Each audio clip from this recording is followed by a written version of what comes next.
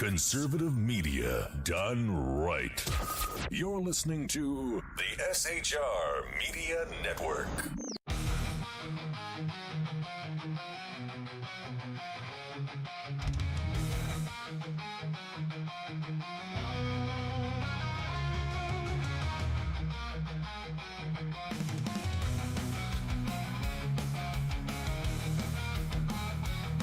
Get ready for truth bombs, belly laughs, and the kind of accent that turns car into a two-syllable adventure. Here's your host, Sean.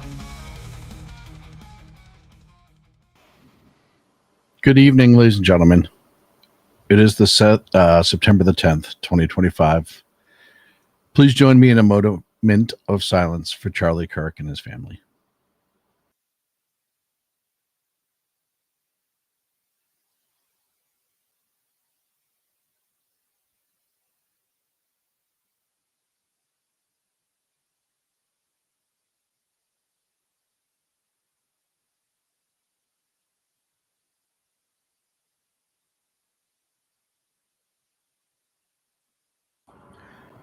Thank you.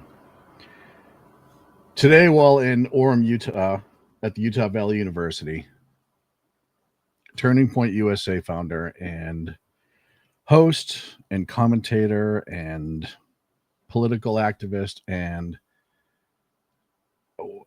a guy who is, I think, detrimental, his losses anyhow, to the youth. Charlie Kirk was assassinated while doing an appearance, one of his regular appearances with the Q&As. We don't know. There's no suspect in custody yet. It was apparent that it was a rifle shot from a distance. That could change. That's what we believe at this point. I will absolutely, it's one of those things that it boggles your mind how we've gotten to a point in society where people can or want to kill an oppositional voice or celebrate it, as somebody in chat is trying to do right now on YouTube. Your soul is corrupt. Your vision for what this nation is corrupt. And anytime you move to the point where you want to go back from discussion into violence or celebrating said violence, you've lost. You've lost the argument. You've lost any moral ground you have. You've lost you've lost everything. You've lost the plot of society and of life. It's okay to disagree. It's okay to have your opinions. But when you decide that the only action is to erase the voices you disagree with, you're mentally corrupt, as I said. Your soul is corrupt. And you were trying to usher in the same dictatorship you claim to hate. Because when you start killing off voices for those who are in opposition, that's what you want. You don't want any oppositional voices. You don't want to have a discussion. And Charlie Kirk knew that this was starting to become an issue with our society. Really bad stuff starts. When marriages stop talking, divorce happens. When civilization stops talking, civil war ensues. When you stop having a human connection with someone you disagree with, it becomes a lot easier to want to commit violence against that group. What we as a culture have to get back to is being able to have reasonable disagreement where violence is not an option. You think that's not emotional violence? How is this? What is emotional violence, by the way? I don't know what that is. It is harm intentionally perpetrated on another another human being that is intentionally targeted at their emotional well-being. Okay, so feelings mean nothing to me. Isn't why we had the First Amendment to try to push our boundaries and to hear things that might make you mildly uncomfortable? This doesn't make me mildly uncomfortable. Does it make you very uncomfortable? It makes me angry. I got a question. Sure. What was your name again? I'm sorry. I don't think I told you. My name's Mercury. Nice to meet you.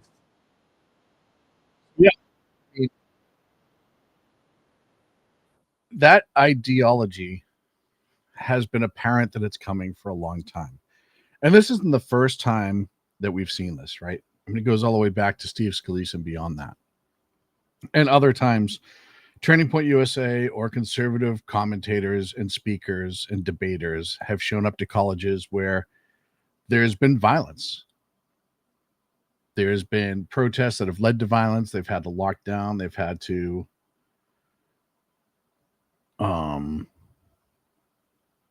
protect the speakers because the left has said time and again that they have a if you're not with us, you're against us mentality.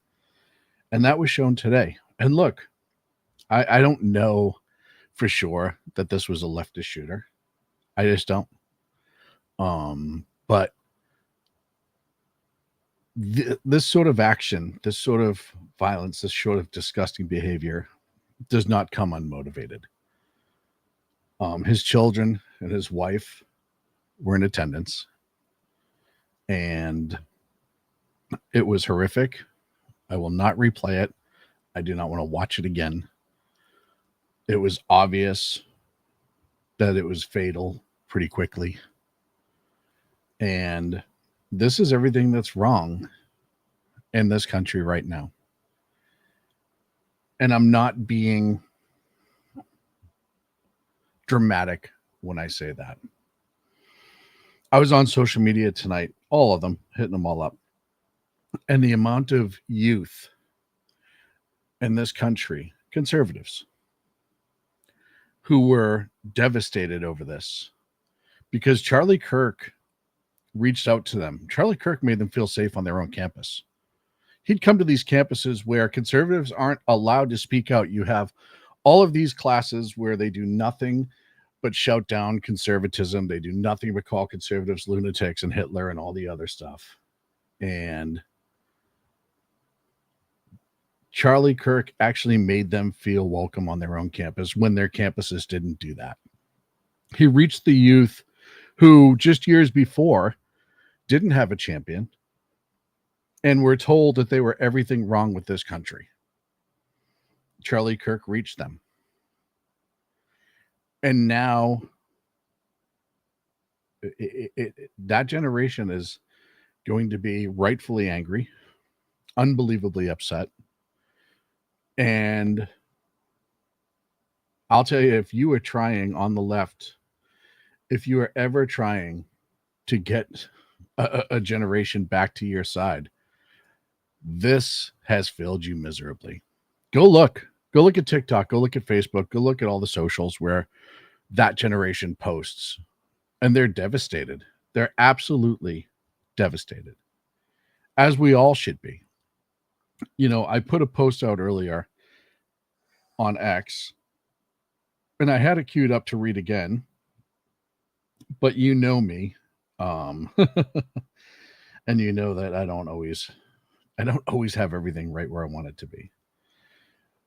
But I said, make no mistake, the assassination of Charlie Kirk, a non-elected figure, will be among history's impactful assassinations. He wasn't a politician, but a man who spoke his heart, engaging youth to foster critical thinking and dialogue, even with opponents. A father, a husband, and a patriot who is passionate about America's future for his children. No matter your political stance, assassination is not justifiable. Kirk didn't incite violence, right, or hatred. He was a contrarian to academia. No sane person should believe his actions warranted death or, if he hadn't done this, etc. Public life, especially in politics, does carry risks. Recently, a Virginia council member was attacked. Kristi Noem had to relocate due to threats. Supreme Court justices needed extra protection. And obviously, the 2 assassination attempts on President Trump. It's unfortunately become part of the gig. America has a mental health crisis, fueled by years of encouraging emotional reactions over critical thinking, leaders' rhetorics claiming the rights threaten their lives of the nation, and then it just exacerbates this.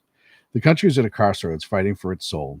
People must reflect on the nation and leaders they want and how to engage constructively. A single bullet bomb or attack can alter history. The question is, to what end? The left seeks to reshape America into something that it was never meant to be. The right aims to preserve it under the founders' visions. Left-leaning leaders have long used fight as rhetoric, and I hope it has not gone too far. And it's true. It's true. All the way back, and I know Mike in the chat room said this earlier, all the way back to Maxine Waters at the beginning of Trump's first term, getting their faces. I could list 1,000 different times that the left has encouraged this sort of behavior, this rioting, this getting into people's faces, this. Everybody in the chat room, thank you so much. I'll get to you, I promise. This sort of behavior. And look, even though our reach, my reach, is not even minimally close to what Charlie Kirk's was. The simple fact of the matter is the idea that by doing this, by going public and expressing your opinions and ideas and doing it in a way, look, I'm a much bigger a-hole than Charlie Kirk ever was to anybody. With my political views. Charlie is usually very, very, very respectful and polite. And yeah, sometimes he poked fun, but it was all in good humor. He had a big smile on his face. He wasn't trying to hurt anybody that he was talking to or engaging with. Charlie was just trying to have fun with it. He was actually trying to bring fun back into politics, open debate. You know, it's hysterical to think that just a couple months ago, he was in Oxford doing their annual debate thing, right? Where it was encouraged. And yeah, there were people on the left that disagreed with him, whatever. And that's like a thing over there, especially even still these days in the UK, where there's not a much debate in public allowed. And he comes home and continues his speaking in public, and he's murdered for it. And you have to just ask yourself, yeah, Senator Chris Murphy, we're in a war right now to save this country, and you have to be willing to do whatever is necessary in order to save that war, the country. The left, and that he's a Democrat, Connecticut, the left has gone out of their way to paint this picture that if they don't have complete power, that if they don't have total control over everything, that if they do not win every seat they run for, all the way down to school council or whatever, school committee, then everything's lost. They've convinced people. They've created a hysteria. And when I did my show a couple weeks ago, Orange Man Bad, I didn't realize how right I was while I was doing it. But it's true. No matter what you say or what you bring as facts or arguments, it always goes back to, because of your ideology, I cannot engage with you. And look, we have a Congress, the people who are supposed to lead by example and represent us. And there's a reason why they have the approval ratings that they have, is because they're absolutely deplorable. Charlie Kirk had a lot of friends in Washington, had a lot of friends in politics, had a lot of friends in government, up to and including the president that he was close to. He is well known all over the country. And I can't remember the kid's name. Tim, I want to say it's Tim Weirs. He's one of the Democrats that regularly debate with Charlie on some of the TV shows. He even said today, to his credit, and he was sobbing because he's obviously spent enough time with Charlie. They're friends, even if they disagree. But he said, if you support this, I don't want you to support me. If you're okay with this, I'm not okay with you. So you have some voices, and he's a young guy. He's 22, 23. You have some voices on the left who are starting this thing right away. But our own Congress today, I believe it was, Lauren Boebert, whether you agree or disagree with her politics, I don't really care, asked for a moment of silence for Charlie Kirk and listen to the Democrats' response.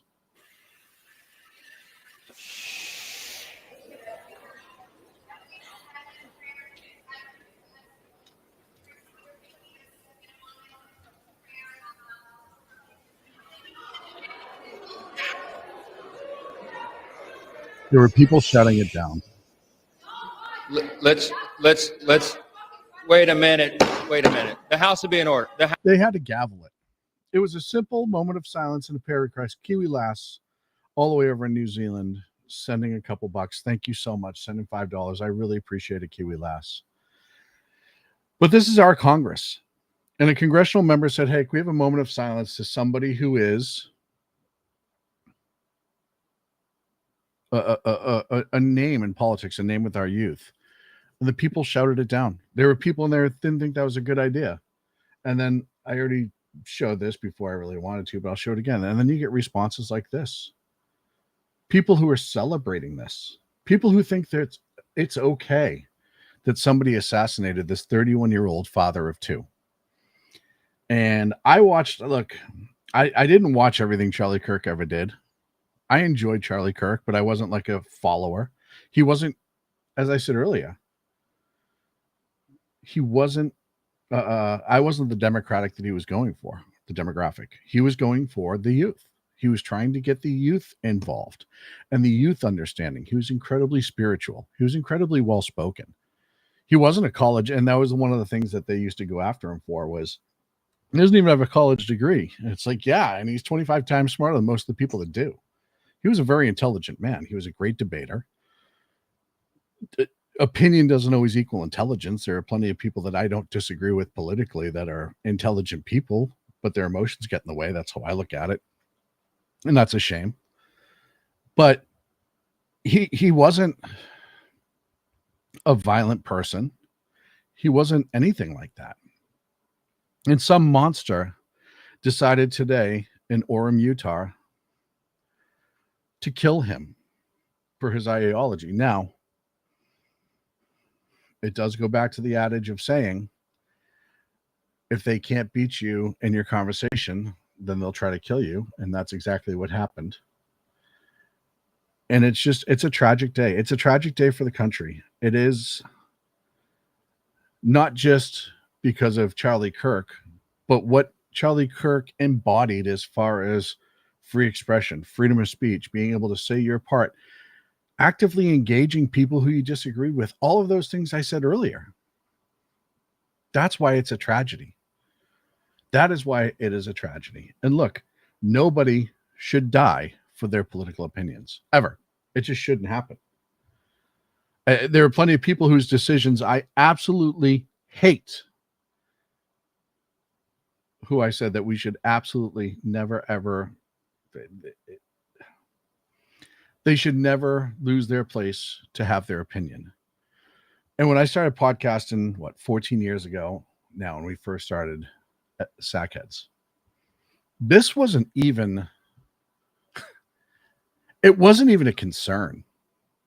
You know, we thought that don't get angry at the ones celebrating this. They're the ones that are bear watching that requires clear hearts and minds. Yeah, no, I said you should pay attention to anybody in your life and social media who's celebrating this. They're showing you who they truly are, Rick. It's hard. It's hard to see that grotesque human behavior coming from people claiming to be moral. But I kind of lost my place there a little bit. Sorry. But as the dust settles in this, and hopefully we find a suspect and we find a motive, we can start to move forward.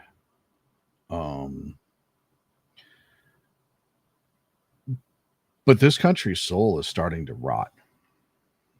And it really is. You know, I was watching, not by choice, the movie R.I.P.D. the other day. Ryan Reynolds and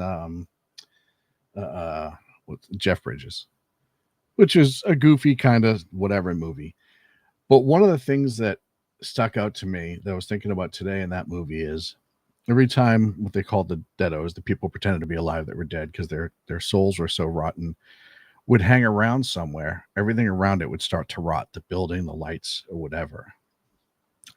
And the leftist ideology, the hard progressive leftists, I should say, have started to rot so much that we've had 2 attempted assassinations of the former president who was running to become president again. We had this shooting with Charlie Kirk. There was the gentleman up in Milwaukee, Mr. Trammell, who was killed because he was a store owner and he supported Trump. They've never found, I don't think they ever found the shooter in that situation. You've had vandalism like crazy. Remember the Elon Musk vandalisms? You had cities burning on lies and emotions. Remember how much of the country burned over the Michael Brown incident, only to find out that the whole incident was made up. It is a illness that has gripped our nation, a hysteria. You know, if you read 1984, you understand how we came to this place, because it really it is factual. There has been so much by the media, and we're going to cover the media portion in all this, that has encouraged this sort of behavior. And while the country lost a great voice and conservatism lost a great voice, and more importantly, there's a young woman with 2 young daughters out there who watched her husband die today. And there's an entire generation of under 25 who he was a spirit. He was an icon. He was an absolute icon. And my heart breaks for them too. I'm old. I've been dragged through the ringer 100 times in life. I know what this world is. I did not grow up with somebody like Charlie Kirk. We didn't have that. Yeah, we had some great, unbelievable voices on the left, but there was none who was specifically towards young conservatives. So we kind of had to grind and fight through that, and we're numb to a lot of things. But these kids and they're tough kids, don't get me wrong, who are these young conservatives that change this country's vote this last time around. I mean, they were a huge portion as to why Trump got elected. And Charlie Kirk knew that, which is why when it was announced that he was elected, he cried so hard, because he knew he reached so many people and helped that movement. But those kids are going to be lost, man. He was a hero to them. And even if they didn't aspire to be him, what he was getting them to aspire to be within themselves is unbelievable. He was not just a cultural icon. He was a kind of a steady place where the youth and the conservative movement could go when they needed affirmation, when they needed help, when they needed just to feel welcome. Because, like I said, on many of these college campuses, they aren't. And we've seen that with academia, right? We've seen so many videos at this point with academia. Good evening, NCS group. Let me stop for a second. I got to go through the chat. I have so many wonderful chatters. The chat room is rolling. I'm ranting because I'm so heartbroken for this nation, and not for a couple different reasons. But let's go through the chat. I think I said hi to a lot of people. Griff's in the chat. Canada Heavy Hall's in the chat. Mission Ready Men's in the chat. Mike Pasqua, thank you for being here. Ricky's in the chat. Let's see. I thought I saw the alien. There's a lot. Cosmic Bart is in the chat. He better be. Cheetah, thank you so much. Unpleasant Blind Guy, of course. Thank you so much. Jersey Joe, awesome to have you back in the chat. Awesome to see you, my friend. Kiwi Lass, of course, who donated to the channel. Thank you so much, Kiwi. Facebook user, it doesn't show me your name. You said, may God rise up hundreds of thousands of young people like Charlie Kirk. Great comment. It doesn't show me your name. I apologize, but thank you. Let's see. Did I miss anybody? I think I did. I think NCX Security Group's in the chat. Thank you so much for being with us. So yeah, it is going to be interesting to see how the youth responds. Look, we're all angry. We are absolutely angry. We're absolutely furious. The left, who's celebrating this. I've said before, the left has always tried. They want to incite us to do the things that they claim that we do, so they can turn around and say, "See, I told you so. They are who I said told you they were." And they think like that because you look at all the groups, BLM, Antifa, all those little subgroups of that, who have burned entire cities, shut entire cities down, destroyed, caused violence, they are the ones that do that. You don't have to have me tell you. You can see that on your own eyes. And they keep trying to do things and escalate to bring us back. Now, like I said, do we know what this guy's motive was? No. Who was it that was on Fox News earlier that said that we're actually getting outside help with this from other nations on some comms that may have been intercepted? So we don't necessarily know the ideology. We have suspicions because of what Charlie Kirk stood for. The knee-jerk reaction is to blame the left. And look, how can you blame us? You look at all the things, even today, and I know, oh, thank you, Jan Rogers. I appreciate you, Jan Rogers, over at Facebook. Joe, thank you for translating for me. As Joe said, Matthew Dowd was fired from MSNBC. And I have the video, and I don't know if I'm going to waste the time with this, with him specifically. There's so many other tributes and kind words that I feel like everybody would be better off if I just played those. But I don't know. I'm angry enough that I'm probably just going to play it. Let me see if I can find it. What do we have? 5 minutes? I don't know. You know what? After the break, I'll shit all over the left and spend the last 30 minutes probably doing that. We're talking about. But the case, we're talking about the fact that the U.S. may be getting outside help on this case. Here's John Solomon on Fox News. And we all lost, and no matter what side of the political aisle you're on, we lost something important in America today. But the case goes on. The investigation goes on. There's a lot of piecing of evidence together. We don't have a shooter tonight. We have a couple leads, a couple of people that were released that probably aren't the shooter. There's a couple hot leads. There's a little bit of foreign intelligence. And I think over the next couple of days, we'll learn a lot more. And hopefully we will bring to justice the evil person who did what they did to Charlie today. Yeah, I hope so. I am hearing that they do have a couple of people of interest. That's the latest I heard from That's correct. Law enforcement. So a couple of people of interest, getting help from outside nations. Talking about the NSX group security, who's talking about Utah Valley University where the shooting happened today. He's talking about how, a lot of these community colleges, smaller campus colleges that don't have residents on campus may not have as heightened security. But, and actually Cheetah just said Utah Valley has over 40,000 students, making it one of the biggest enrolled in Utah. And I've been on that campus. It's a fairly modern campus. I was saying to the guys in chat earlier that I had the opportunity to kind of walk through the campus with my kids a couple months ago. So, not that I did a security assessment. I wasn't in that set of mind that I used to be in, but it is a more modernized university, a lot of updates. So there's a possibility that they have pretty good footage.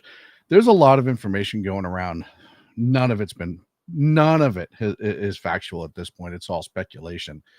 There's the video of the guy on the roof just after the shooting. And I said, that could honestly have been a law enforcement spotter who was watching the crowd that's reacting to the gunshot. There is so much speculation, and I get it. I said in the chat earlier, we all want answers right away, and we're mad when we don't get names instantaneously. Part of that, as I've called it before, is the CSI effect, where they think that we just hit a whole bunch of buttons and something pulls up, and all of a sudden there's, the license plate that was 42 miles down the street that has been enhanced, and that just doesn't happen. And the other part of it is they may have a lead on the person, and they may know that that person stays at 6 or 7 different locations, and they want to keep them from going mobile. So they're not going to put out and say, hey, this person is wanted. Law enforcement has holdbacks. They always have. I know we oftentimes get spoiled with the amount of information that we can get in a fast amount of time, but that's that's not always real life. That is not at all real life, actually. And I ask people to be patient and just to wait a little bit. Let them do their jobs. We don't have a right to know yet.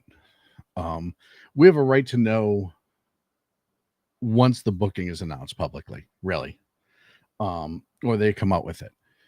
But you got to remember, when you're working a case, especially one this high profile, everything has to be done right. Because if it doesn't, and you all of a sudden kick a case of this magnitude over a technicality and yet get retried, blah, blah, blah. You don't want that backlash. You don't want the back. Look how angry the nation is right now. Do you want to be the person that kicks that case? No. So let them do what they do. I have confidence that this will be done properly so far. I don't have any reason not to. In college, Kiwi Lass says the college should have known the risk and shut down the roof. And I'll talk about that for a minute, because I did speculate about that a little bit in a couple posts on social media. Look, in my formal life, law enforcement and private sector security, I've worked a lot of large political events and been involved in the planning of many. That comment right there, the college should have known the risks and shut the roofs. That's why I speculated that the actual person on the roof was probably law enforcement. They may not had a counter sniper team or an Overwatch team, because maybe the intel didn't suggest it was needed. However wrong that is now. They probably, I don't know if Utah Valley University has its own law enforcement, or if they use Orem and the sheriff's department, city police department, Orem City Police Department, the sheriff's department. But I guarantee they know enough. You don't invite somebody on campus that draws a huge crowd, and it doesn't have to be Charlie Kirk. It could be anyone. It could be a musical person. It could be whatever, and not have a plan in place, a game plan. And part of that will be the exterior bubbles, the internal bubbles, the threats, the known threats, any online threats, yada, yada, yada. They have checklists that they go down. Rooftops would be one of them. Having a response team, a tactical team staged probably happened. I can't imagine that you would have, and what did that event have? 4,000 people there?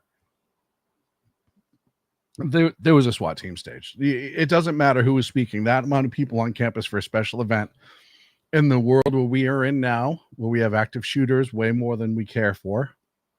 I mean, one's too many, but they absolutely had a tactical team on standby, probably dressed, ready, and close by. They weren't out in public. They don't, a lot of times, the people who are putting on the event do not want an overt, over-the-top, huge police presence unless it's required during the incident, because they want people to feel comfortable. And unfortunately, some people still look at law enforcement like they're a bad thing. They probably had an internal.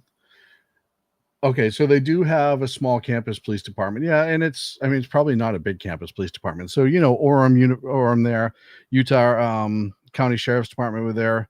Provo's a huge city. They have a lot of resources. They were probably there. And then you have the external bubble, and then you have the internal bubble. You probably have the guys on stage are probably a mix of plainclothes law enforcement and private security, who are probably very high-end skilled private security, who deal with this all the time, who probably have communications with law enforcement. They had a plan in place. Whoever this shooter was, unfortunately, was able to find a hole in the bubble and make it through. People are saying he was up on the roof. Kiwi brought that up earlier. In this sort of event, I bet you the roofs were bolted down. We used to mark them when we had a closed roofs. You go through and you'd mark them, usually with tape or something. You'd find some way to make it so if somebody had gone through it, and then you do regular checks of them, et cetera, et cetera. And yeah, it's possible that somebody made it to that roof. It's possible those buildings were not entirely shut down, but I don't know. I wasn't there, but I think it's more likely that guy on the roof was a cop. They use a mix of plainclothes officers. Look, I just went to the Boston Red Sox and athletics game today, right? And I look for this. Like I said, my whole career was this. I did this for a living for a long time. Large, huge crowds and whatnot. And as I go through, you look at the layers of protection from starting at the exterior, which are the marked officers, blah, blah, all the way through to the interior. And I like to play find the undercover cop. And if you know what you're looking for, it's not hard to do. They have all these different layers. You have your very obvious motorcycle cops out on the outside. Then you have sometimes you're playing either your tactical team sometimes walking around, or if they don't want that, you'll have the canine sometimes walking around. If you don't want that, they'll have just the regular patrol officers walking around, usually with their external vests on. And then it gets tighter and tighter depending on what's being protected. So I guarantee you, and actually when I saw the side shot of the incident, I do still have the picture up. I'm sorry, guys. I did not. That's on me. Sorry.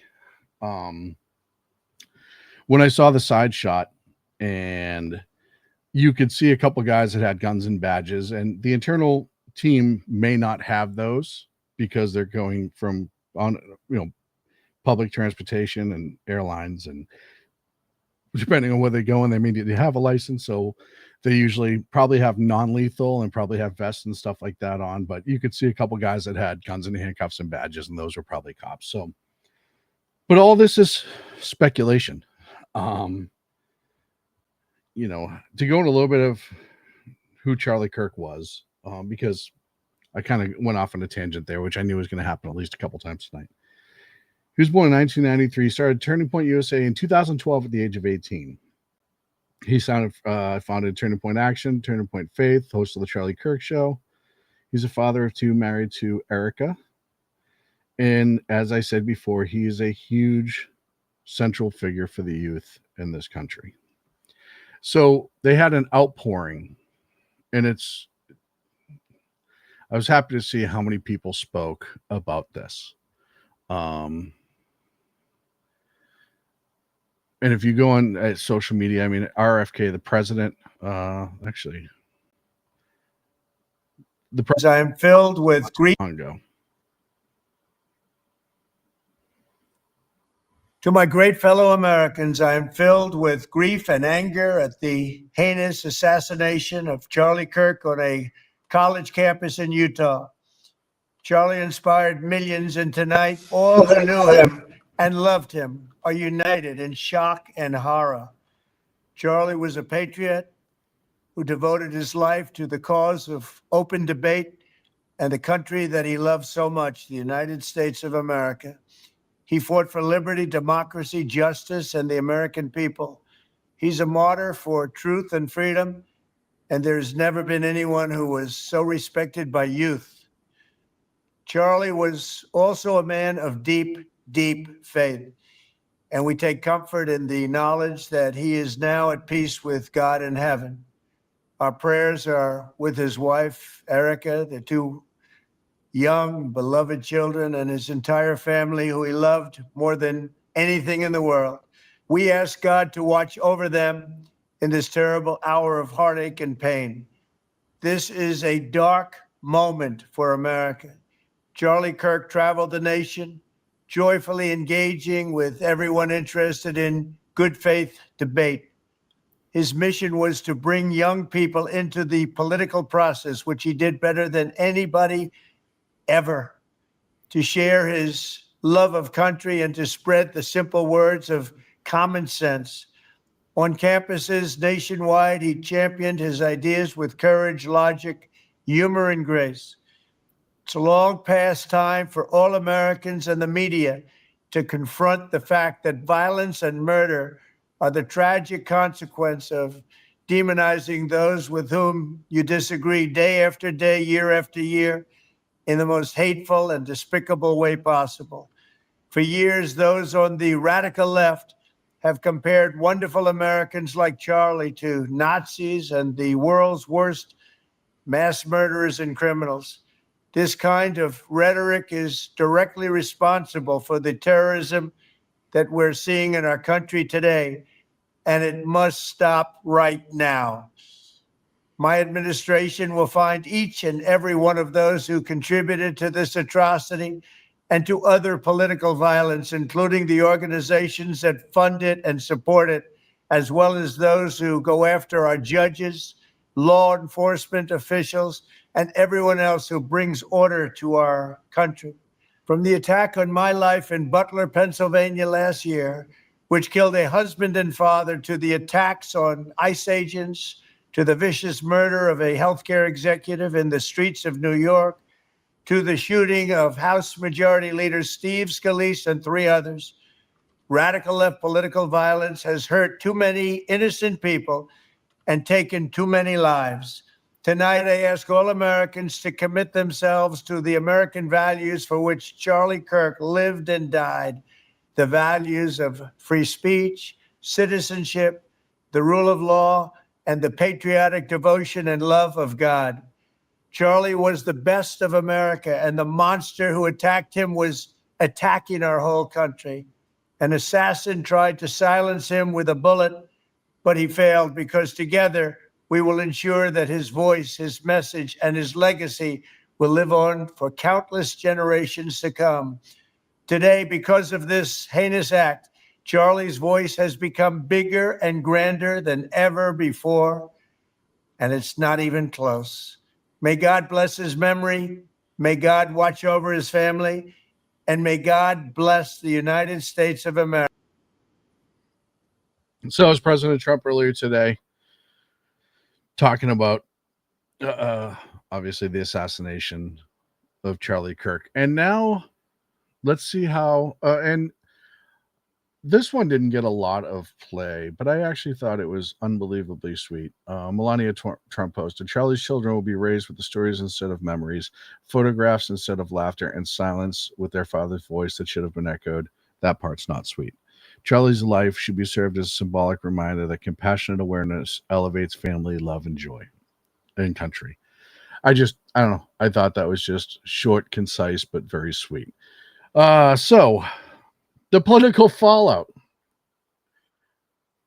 You would think that the Democrats would be doing the about face. And I showed you the blurbs in Congress earlier where they were, they booed down the idea of saying prayer for Charlie Kirk. And, I'm not an overtly spiritual person. I never talk about it on here. It's just not my thing. It's entirely private to me. But I have never once said that somebody should not be allowed to express a moment of prayer, or a group of people express a moment of prayer to remember somebody. I think it's just, that sort of idea is insane to me. But let's go to JB Pritzker and see how he's doing, because he was asked about the Charlie Kirk thing, and let's see how he's doing to tamp down the rhetoric in this country after this event.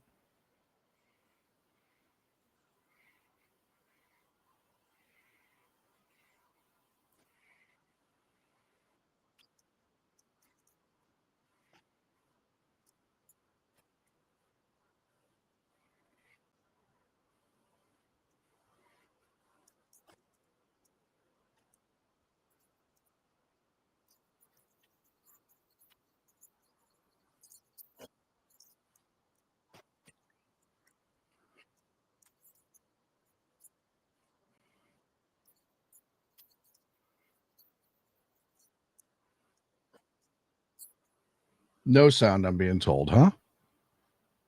Is that for everybody? All my settings are right. Let's see. Let's try it one more time.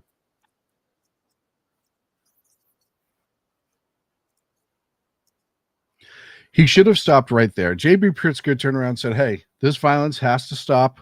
Great. I understand that. That's awesome. You should have just left it there. I can hear it. I don't know why it's not playing for you guys on this specific sound, but I will I will pull it off. But then he went on to blame it on Donald Trump. Not the shooting itself, but the rhetoric in this country, that it was somehow Trump's fault. And it kills me, because you have to remember Best Pritzker speech ever. Yeah, you couldn't hear it. You have to remember that while Trump was very outspoken and Trump was very Trumpy going into his first campaign, they went after him with everything they had, both barrels, double barrels, and every major event that they could politicize on the left, they would go at with both barrels. And I'm going to bring you back a little bit. This is just after or the Friday morning following the George Floyd riots. This is Van Jones. Even the most liberal, well-intentioned white person has a virus in his or her brain that can be activated at an instant. And so what you're seeing now is a curtain falling away. And those of us who have been burdened by this every minute, every second of our entire lives are fragile right now. You see what he did? You see how he said a group is automatically problematic just because they exist? That's the rhetoric that the left has been blowing out for the longest time. Oh, they're conservative. They have to be a problem. They are horrible people because, as they like to say, they're going to do all of these terrible things to you. They're going to take away your rights. People are going to be locked in cages. They're going to, you see the Handmaiden Tales girls walking around all dressed up, yada, yada, yada, right? And Kiwi Lass, Van Jones goes way back before Harris. Trust me. He's been around in a puppet for a long time. But that's what they were convincing people of. And I'll tell you right now, any animal that feels cornered, including humans, will lash out. And when you build these corners in their heads that are mental and emotional corners, and they feel like they have no other alternative, then they start lashing out. And when you wonder how broken we are, how destroyed we are as a country. I'm not going to play the sound, but watch this video. This is just after the shooting. It's nothing graphic. I already watched it to make sure I will not show anything graphic, but watch this asshole in the middle. Him celebrating it. Did you see him? Right there. This asshole right here. Make his ass famous. He is, the fact, what shows you how sick he is, look at how everybody else is down. A shooting just happened. They were all there. They all knew it. They're in fear for their lives. They're in shock at what just transpired in front of them. You get fight or flight, audio-visual exclusion. That's normal behavior for normal people. When there's somebody shoots near you, you get that normal response. This is abnormal. There's something so fucking wrong with this human being right there that he's not scared for his life. He's celebrating the fact that Charlie Kirk was just shot seconds earlier. And we talked to you about it being a mental illness. That's what I'm talking about. That sort of thing. Any end justifying the means. Anything. And what I'm going to do, because I don't want to just spend the last 13 minutes just pissed off to no fucking end. Because I already am. I'm already upset. I'm already beyond angry, which is why I'm having a hard time presenting my show tonight like I normally would. Because I am full of fury. I'm full of sadness for his family, for the nation. I'm full of every, I'm trying to keep it all contained. And I'm trying not to lose my shit. Because if I lose my shit, we'll probably get deplatformed and blah, blah, blah, blah, blah. So I'm going to try to mix it up. I want to mix it up with some good stuff. And here's another good stuff. The New York Yankees, like I said, I'm a Red Sox fan. Any chance I have to shit on the Yankees, I'm going to do. And right now, I have to give them all the credit in the world for class. Before tonight's game, they held a moment of silence in memoriam of Charlie Kirk. Kirk founded the youth activist group Turning Point USA and become a fixture in college campus. Charlie Kirk, a husband and father of 2 children, was 31 years old. The New York Yankees had a moment of silence for them. And I just thought that was fantastic and bold. Major League Baseball is not exactly a bastion of conservative thought. So for them to actually do that took some stones. So I appreciate the New York Yankees for doing that. That's pretty awesome. According to liberals, Libs of TikTok, there's a teacher at the Crawford Central School who celebrated. His name is Christopher Condone. They were able to tie it back to his socials. And Christopher Condone, a scumbag and a subhuman, says, would you look at that? Charlie, it seems, was happy to sacrifice thousands of murdered school children so his rabid followers could worship guns. He made millions of dollars by spreading lies and hate and helped divide this nation. I don't have one single fuck to give. Karma's a bitch. So what we have again is an example of subhuman behavior, right? These are people who walk amongst us. This person is an educator, so he says. He teaches children. Okay. Then you have Prime Minister of Italy, Giorgia Meloni. I am shocked by the news of the killing of Charlie Kirk, a young and followed Republican activist, an atrocious murder, a deep wound to democracy for those who believe in freedom. My condolences to his family, to his loved ones, and to the American conservative community. and that's class. That's how you do it the right way. And look, who is there was somebody else too. I'm trying to think. I think it was Keir Starmer actually had a really nice piece. Now, I think Keir Starmer is a terrible leader, and I hope he gets removed from office and loses in the next election, yada, yada, yada. But came out and said something really nice and left it at that. Didn't have to expand on it, which is great. But then you have the Simsbury, Connecticut Democratic Party who post, Charlie Kirk, who advocates for guns everywhere, got exactly what he deserves. Subhuman human being. Who wrote that? Let's see. His friend Ben Shapiro had an unbelievably, and I don't know if I can actually make it through that because you can tell this is a friend-to-friend comment and it was really hard. But if you have a chance, go check out Ben's. Gutfeld on Fox went off the handle and it actually wasn't bleeped. No, I'll play this. This is a good one to play. We don't have to be bleeped. Thoughts and prayers for his family. And they need it from all of us. And Jesse's right. If they could do this, they are capable of anything. I think that was the message. I believe that was the message. It's really hard to radicalize Republicans. Yeah. You know, it's like we're not the radical type.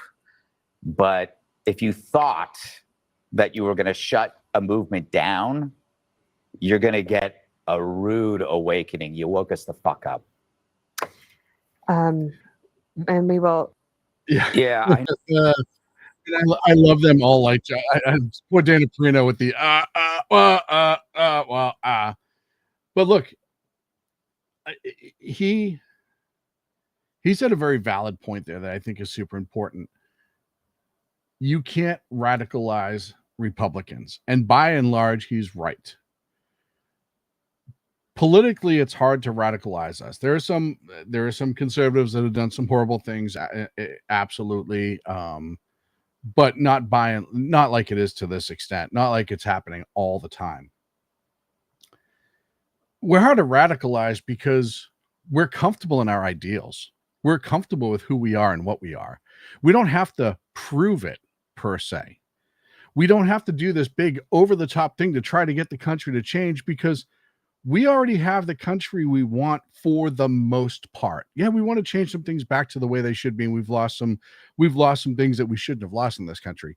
But by and large, we're in preservation mode. We're playing defense in this country to try to maintain it. So we don't have to do the over-the-top bullshit. We don't have to go to a baseball game and shoot politicians or anything like that because we're dug in a defensive position. You attack us, we respond, you lose, go away. And this does tell me, I said a few weeks ago that politically, the numbers, you start looking at the numbers in this country, which way it's starting to vote, more and more people are starting to walk Democrats. They're not necessarily going over to the Republicans or the conservatives. They're walking away from Democrats because Democrats have no future other than orange man bad because other than a few that come out and say it on a regular basis and nobody takes them seriously, like Bernie or whatever, their goal is socialism and eventually communism. That is what they want. But they can't say that on the level to campaign yet.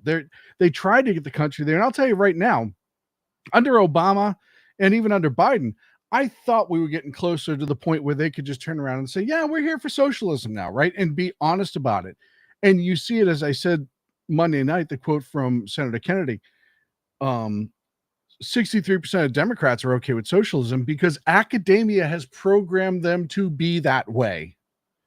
Academia has mind-washed them, brainwashed them to be that way, which is why Charlie Kirk's absence in the future hurts this country so much. Because while, yes, most conservatives are raised, some do convert later in life.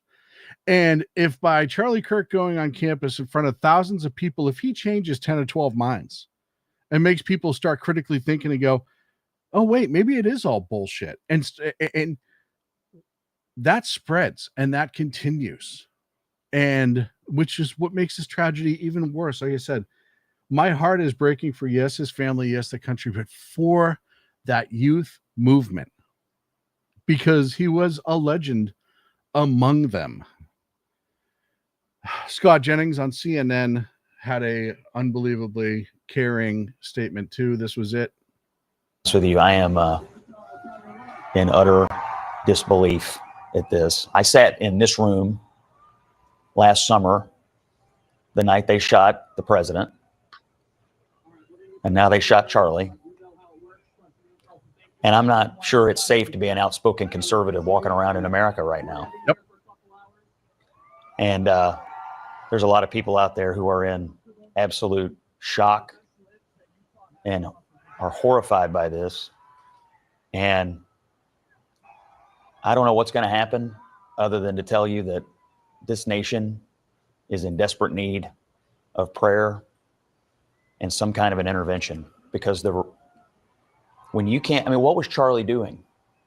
Making a speech, engaging in rhetoric, having a debate. That's the bedrock of our nation. Mm-hmm. Entirely. And now you can't go out in public and engage in speech. It's the opposite of violence. Speech is the opposite. And so I don't know what's going to happen to Charlie. All I can really think about is his poor wife and those two babies. And so I think the best thing any of us can do right now is just pray for his recovery and pray for their comfort, because God help us. We are in a bad place. Like I said, I only get a couple minutes left, so I'm going to wrap up the show. We're in a national rot, and thank you to all the chatters. I know, I didn't get to the chat room like I usually do, and my setup was a little wonky tonight, and I apologize for that. Tomorrow is 9/11, from one hard day to another. Today's show is going to be about 9/11, where I tell you, like I do every year, my story as to where I was in Boston and what we dealt with, and the times that I was able to go to what they called the pit, and there was still smoke coming out of it, and remember that tragic day, and remember all of the people who have died since due to illnesses from that day. And I was going to talk about Benghazi and what a tragedy that was to the nation, losing 4 Americans, but then how it was lied about and all that stuff. And unfortunately, we had to discuss this, another tragedy, the day before. So I apologize, but I felt that this was more important to add some longevity, or not longevity, to add some substance, to add some memory of Charlie Kirk, to add some of my insight as to why. And yeah, Jersey Joe, TikTok videos are saying that conservative podcasters are next. Yeah, I don't think so. And maybe so. I mean, I have a feeling that at least in the short term, Joe, any sort of action against conservatives soon is going to be met with a much different force. I don't want there to be conflict, but I think this is going to create some conflict and you're going to watch the amount of security at these events go through the roof, and it needs to go through the roof because, as we've seen, people are absolute horrific monsters, and we'll see what happens. But thank you for enduring this tonight. I guess this is like a little therapy session for me and some others. Like I said, I don't see myself in Charlie Kirk. His numbers are obviously much different than mine. But what I do and see in Charlie Kirk is the same thing that all the guys on SHR, all the folks over at KLRN, that freedom of speech, that trying to reach people, that trying to engage in ideas and values and trying to give our perspective as to why we think things should be a certain way. Nobody should have to die for that. Like Scott Jennings said, speech is the opposite of violence. And when you push it to violence, then you no longer want speech. I'll be back Monday night. Please check out everyone at SHR. Please check out everybody over at KLRN. Thank you to Charlie's family. My thoughts are with you all. Good night.